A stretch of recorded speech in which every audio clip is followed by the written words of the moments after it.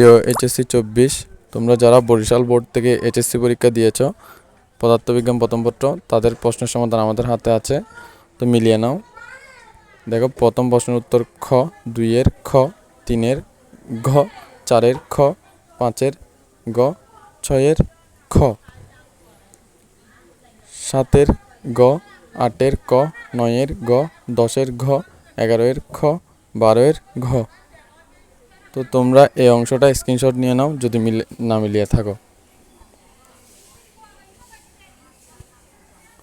তো 13-এর ক, 14-এর গ, 15-এর ক, 16-এর ক, 17-এর গ, 18-এর ক, 19-এর খ।